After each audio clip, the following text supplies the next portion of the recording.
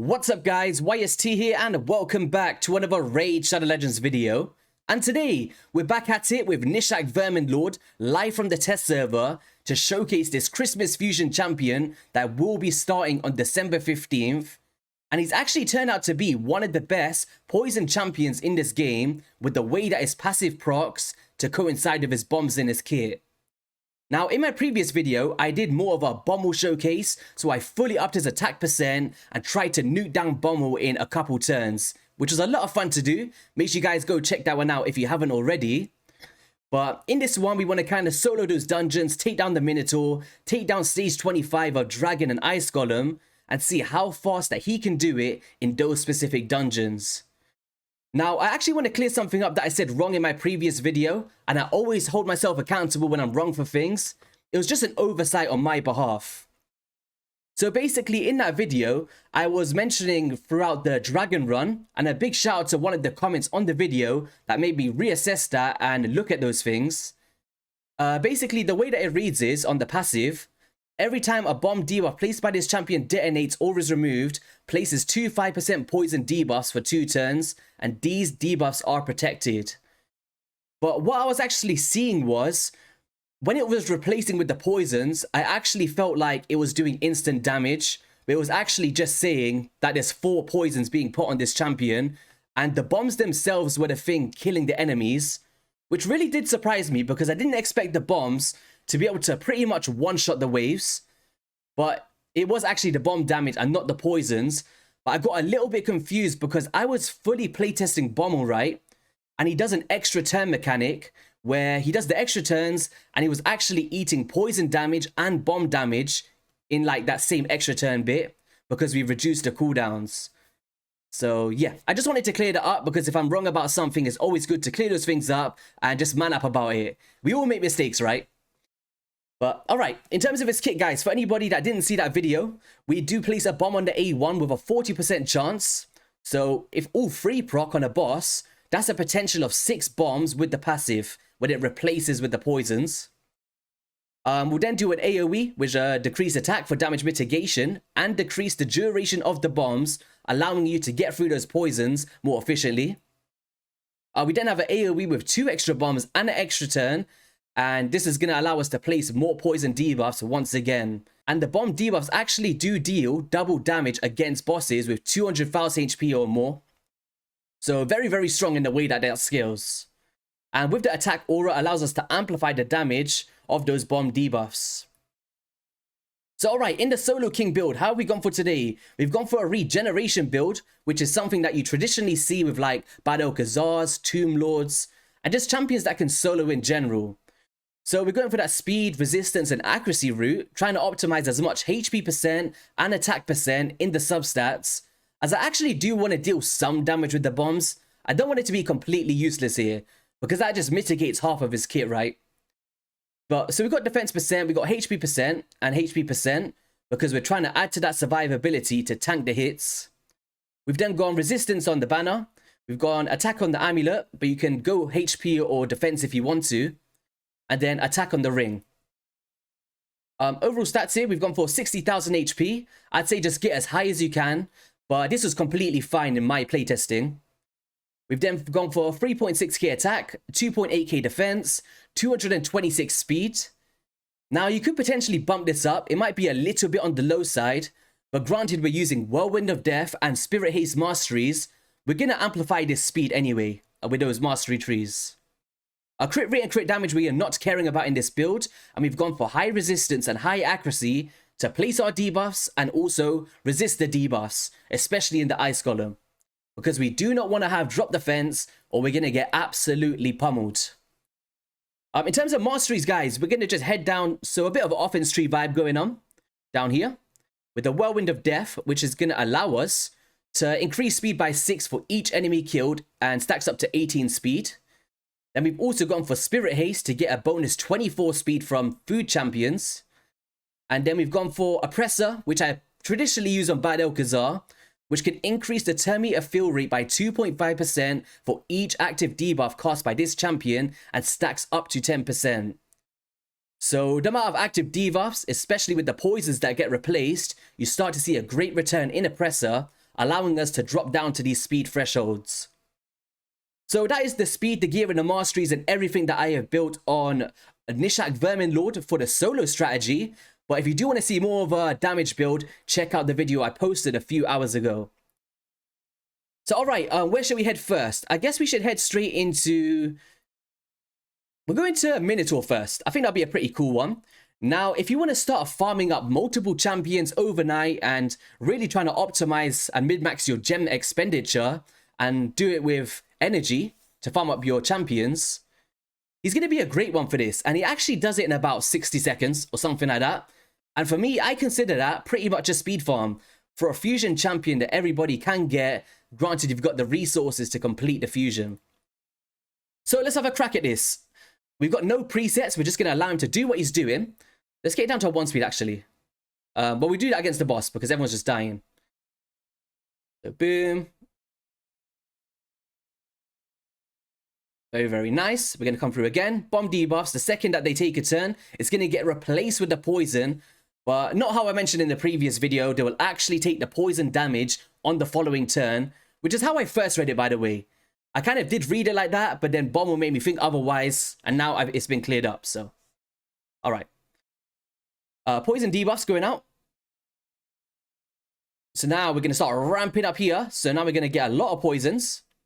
So boom, decrease the duration, and now we've got multiple protected bombs or poisons on the boss himself. Now look at this, guys, and because it's protected, meaning that they cannot be removed. So they're pretty much going to be up there, and we will be extending the value with the A2, as you see there. So very nice. He just needs to take one more turn, and kaboom. So 1 minute and 2 seconds, 1.2 million damage, really, really doing well in the Minotaur's Labyrinth dungeon. I did do it in around 50 seconds before recording this video, so it really just comes down to the RNG and allowing your food champions to die on the waves, pretty much. But very, very impressive. I think that's really strong for Minotaur's Labyrinth, 100%. Alright, so next up, we're going to go into stage 25. Let's get those Kates back in there. Let's go. And let's just go into this one. Full auto once again. There could be potentials to do some presets, but like this, it's alright. We've got some decreased attack as well, which will actually come in handy against the boss, which is pretty nice. So you see here on the middle guy, you see how it has that big stack of poisons. That's what got me confused. So yeah, it's something easy to look over, I guess. I was filming at like 2 in the morning for that video. So look at that. So the bombs go out and the poisons is actually not dealing instant damage. And then they're going to be replaced. So on the next turn, kaboom. Bombs go out. There we go. So cool, man. Oh, we got a bit of resisted there with the block buffs, but it's all good. They take one more turn here and we'll be straight against the boss in 60 seconds. Now, we're going to come through with decreased attack, allow us to have some damage mitigation. Those bombs will now be turned into protected poisons. And watch this. Boom. Now, once those bombs tick, we will then have a 10 stack of poisons, so we can fully optimize here. And it's going to be no matter of time before we actually take this boss down. So look at this. He's actually got a triple hitter, so if you guys are in the progression period of your game, you might be able to take him into finite just to crack the shield. And then if you got somebody like a Dark Hail to detonate the poisons, I think it'll be a really cool thing because he can instantly detonate the bombs, replacing them with the poison debuffs, and then with the detonation of Dark Hail's A1 could be really cool. But Gnishak Verminlord, 7 million damage against stage 25 of the Dragon's Lair, absolutely destroying this dungeon. I've seen lower than this as well, 100%. I've seen around 1 minute 25, 1 minute 30. But it just comes down to the RNG element once again and getting the correct speed tuning for your champion. Because I was running him at 250 speed beforehand, and I thought that was just too fast to showcase. So I just took it down, put some HP percent boots on, so it's more relatable. Alright, Ice Golem. Now, the one thing that I did notice is on wave 2, you actually can get smacked by the Seekers. Because they do those double hits, and it's just a little bit tedious. So for this one in particular, you don't need a Vizix or anything like that. You just need somebody else to be the target on wave 2, in my opinion. Because once they take a few hits, the kind of main hits are gone from the enemies. And then you could just come through and smack the rest with Verminlord. So nice. The Provokes is actually very nice for wave 1 as well because, what's his name? Greybeard or something? He does a counterattack buff and it just slows down the process for you. So if you can mitigate that straight away or have like a block buffs champion, a provoke champion, just kind of stops them in their tracks and allows you to just do the job with your poison champion. So we're doing pretty well here. It's about 40 seconds so far. But once we come up against the boss, it all starts to speed up. And it's the great affinity for this as well. So we can get a little bit of weak hits going on. Physics, you're slowing this down for us. You're really slowing this down for us. It's all good. So bomb's going out. We're now going to detonate. We've got to decrease attack out. So there we go. Provokes actually did manage to land this time. So now they'll all be attacking Physics, which is fine. Allows us to do the job in the meantime. Don't get me wrong, if you've got like way higher HP, maybe like 80,000 and more defense, it might be possible to do it full solo. I think for the vast majority of players, I don't think it's something that you'll be able to survive in. Consistently anyway. Like you'll get those good RNG runs and stuff. But I did try it a few times and I had a couple fails with this build. Like full solo without a Physics. As you see here, look at her health. She's really getting mitigated here. So boom. Now all of these guys are going to take a turn. They'll all be dead. And kaboom. Oh god, we're nearly there. And boom. So 2 minutes against the boss. This is a lot slower than I've seen before. My actual run was around 2 minutes 30 seconds through playtesting. So I guess you can have good runs and bad runs, or block off the decreased speed to allow the enemies to take more turns. But now we've got full solo strategy here. We're now replacing the bombs with the poisons, and they're really going to start to ramp up. What I haven't seen so far is the Vengeance passive proc from the bombs. I might just be getting lucky, because they are replacing with poisons anyway. But these guys are all going to die soon. Boom. Bow. I love his animations, man. They're so cool. Poisons are just going to tick. And then from here, it's pretty much going to be very quick, because it's now going to replace again. Poisons are going to proc. And this one's looking about a 3 minutes run, which is unfortunate. I feel like trying this again, but it's all good. I guess you guys can get the grasp of what's happening here. So boom. We're going to get a big tick here. 67,000 damage. One more turn from the boss. And there we go. So 3 minutes, 10 seconds. I've definitely seen a lot better than that. It all just comes down to the decreased speeds of Physics, slowing down the waves, and all of that stuff there. I'll actually try it again. So let's just go into recently used, just to prove it. So boom, boom, boom.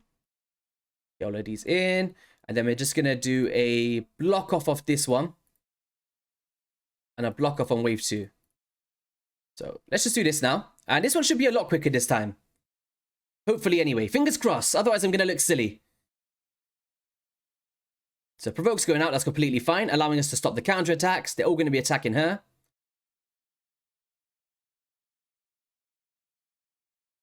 Alright, nice.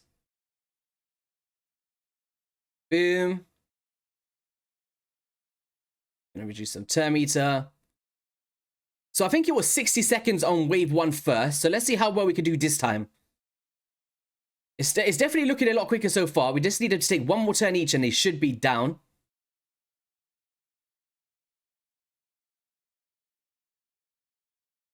Boom. Ooh, nearly. Oh, nice. Now they're all going to start dropping like flies. Enemies are starting to die. That's really cool. That allows us to speed up our champion. And boom. There we go. So same kind of deal. So 1 minute's there, but this one should be a lot quicker. Just get the Provokes out.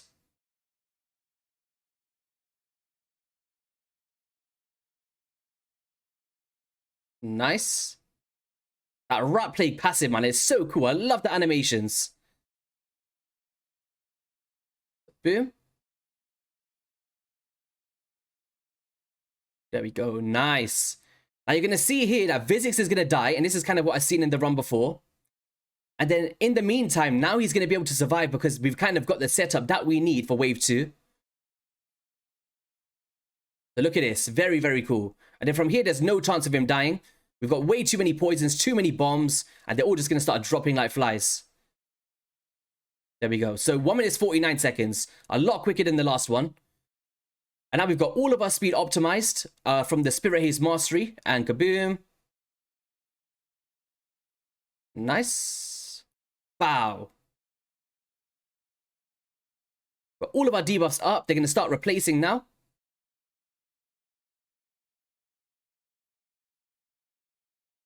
Nice. And boom.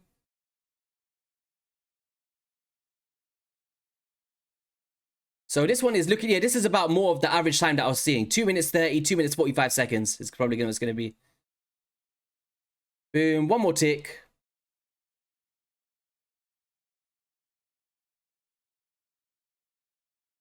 Oh, now he's taking so many turns.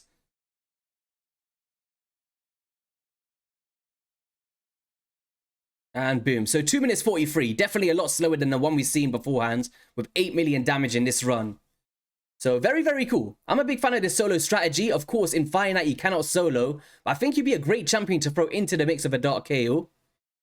Spider's Den, I don't think it's going to be too useful. But if you think about all of the potion keeps, I think you'll be able to get through these without a problem. And then Minatour's Labyrinth, not going to be a problem. Ice Golem and Dragon.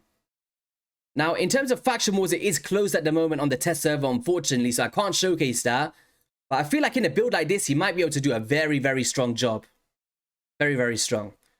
But guys, that's going to be all for today's video. If you did enjoy it, be sure to hit that like and subscribe button. Just wanted to show a different strategy for you guys to see before we actually get the fusion in the game. So you can start to get an idea of if this champion is for you. Let me know your final thoughts on this champion. And I'll catch you guys on the next one. Peace.